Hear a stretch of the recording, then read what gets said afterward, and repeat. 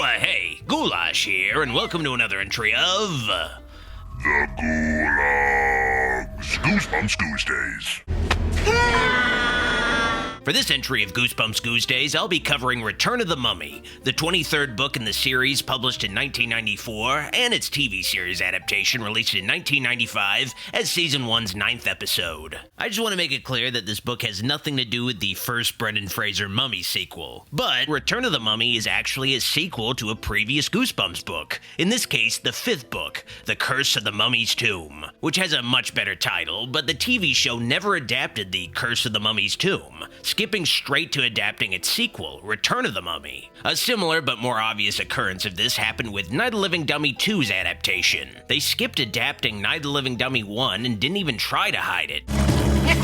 In the case of Return of the Mummy, the reason why its predecessor wasn't turned into an episode was probably because the sequel was easier to adapt. The first book has a lot more scenes taking place in Egyptian cities, and the show was a low-budget kids series shot in Canada. The only desert in Canada is the smallest in the world, and can't easily be faked for Egypt, what with the pine trees and all. The second Mummy book that was adapted has the benefit of mostly taking place inside tombs, so the production could fake the location through stock photo establishing shots, and the sequel benefits from featuring only one mummy in a more prominent role. It was just easier to approach adapting Return of the Mummy compared to The Curse of the Mummy's Tomb. Because of this, the episode based on Return of the Mummy makes no references to the events of The Curse of the Mummy's Tomb. And honestly, you're not really missing out on much. Before I review this Goosebumps tale though, I want to give a shout out to my sponsor, me! Pledge to my Patreon today to support the channel, help it continue to grow, and you'll also get access to weekly movie nights every Sunday, and archive commentaries if you missed the movie nights live. Just $5 a month to get a movie night every week. Here are the movies I'll be streaming next Sunday. Pledge to patreon.com/Dr. Wolfula if you're interested in my bonus streams, and I thank you in advance. My uncle has discovered a pyramid that is the tomb of an ancient Egyptian prince. Return of the Mummy stars Daniel DeSanto as Egyptian-American boy Gabe. DeSanto also voiced Carlos on the Magic School Bus. It'll be all about an ant with a long nose called Elephant. Get Carlos! The first season of Goosebumps actually had a few Magic School Bus cast members in it. And there's a real mummy in here? Gabe is on vacation in Egypt, spending time with his cousin Sari and his uncle Ben. My Uncle Ben's an archaeologist. He's really cool. This guy better hope Gabe doesn't get bitten by a radioactive spider, or this guy is fucked! That's one of the oldest scams around. Ben is an archaeologist trying to determine if the tomb he's currently investigating is the tomb of Prince Koru. I'm psyched that I get to be one of the first people inside. The tomb of Prince Koru. A cousin of King Tut, who was supposedly buried along with a great fortune. So the Egyptians better find it before it ends up in a British museum. Gabe brought what he calls a summoner along with him on his journey, which looks like a baby's hand wrapped in ticker tape.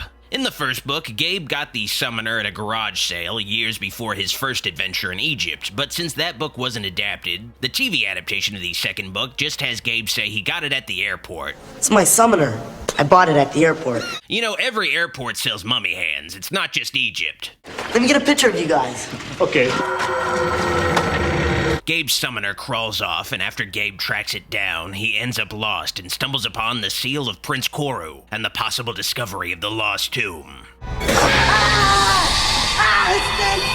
It's just a rope, you chicken! Return of the Mummy is an interesting departure from the norm for Goosebumps. Usually, a Goosebumps story deals with kids in ordinary American settings like the suburbs, and they end up thrown into extraordinary supernatural situations. This episode instead puts its hero on an adventure that's already pretty extraordinary for the average kid, where the supernatural is expected. This is the entrance to the prince's tomb. He fell into it. That doesn't count. The story is kind of weird for a Goosebumps story in that it isn't really weird at all. It's a pretty straightforward mummy tale, whereas normally a Goosebumps story would bring some odd twists to familiar horror concepts or offer stuff that's off the wall in general. Return of the Mummy is a typical story about a cursed tomb and an undead mummy without the typical goofiness, which kind of hurts the memorability of this episode, but it's a neat deviation from the norm for Goosebumps that feels more like a mini Indiana Jones adventure or classic Universal Monsters mummy flick that just happens to have kids as the heroes. Kids that do a lot of eye rolling. So far, he's the only one who's actually seen it. Uncle Ben's investigation is joined by a journalist. Nila Ahmed, I'm a reporter with the Cairo Sun. I thought you all called yourselves journalists these days. Well, I guess I'm just an old-fashioned girl. I mean reporter, named Neela Ramad, who has the same amber necklace as Gabe, minus the scarab. Bugs are gross anyway. The scarab's supposed to be for good luck. I hope mine is not bad luck.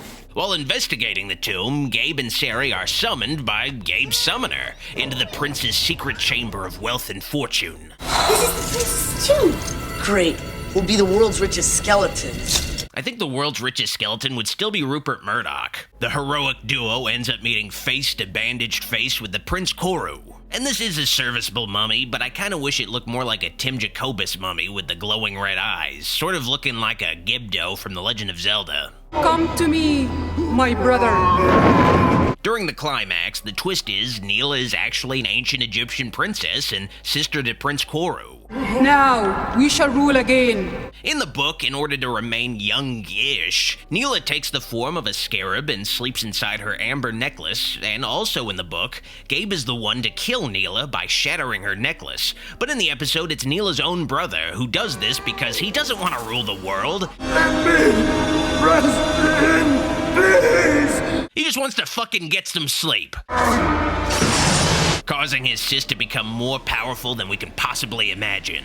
But the two kids who kinda just passively observe this continue to disturb the prince, so Gabe has to permanently kill this dead guy by guessing that burning the summoner would make something happen, in this case collapsing the tomb.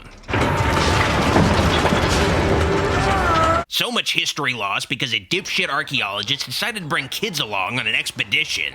Old Egyptian custom. When you get a lousy gift, you're stuck with it. The denouement differs greatly between the book and episode. The book actually has a dark but ambiguous ending where Gabe is bitten by a scarab in his sleep, which is said to kill its victim in the story, which would make Gabe the first of few Goosebumps heroes to actually die at the end of their story.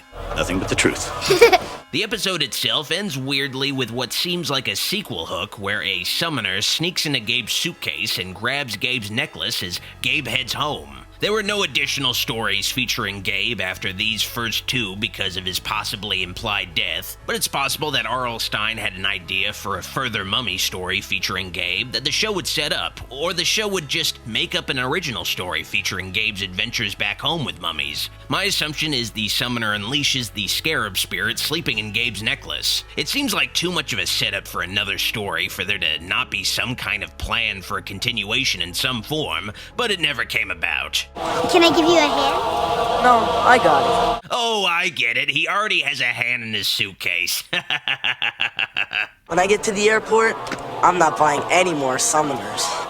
Return of the Mummy is an okay departure from the norm of Goosebumps, telling a by-the-book mummy story starring kids. It doesn't feature anything uniquely Goosebumpsy to make this story stand out, and it's more about the spookiness of being trapped in an Egyptian tomb. The mummy doesn't emerge until the second to last scene, but it's a solid Goosebumps tale. I give Goosebumps Return of the Mummy 3.5 drops of monster blood out of 5. Maybe you can come visit me next year. I can show you the exotic world of shopping malls. Wow. Before I go, I want to plug my spin-off YouTube channel, The Gulag, where I cover horror stuff for kids. I've been on and off with the channel over the years, but I got videos in the works, and it doesn't hurt to subscribe for when another comes out. We appreciate any support. Anyway, I've been your host, Goulash, signing off. See you all next time. You fucking weirdos. If you liked this video, like it, and if you loved it, click the subscribe and bell buttons for more videos. I'd also like to thank these fine folks pledged to my shoutout tier on my Patreon for all of their kind support. Videos like this wouldn't be possible without all their help. Thank you for watching, see you next time. Doc signing out.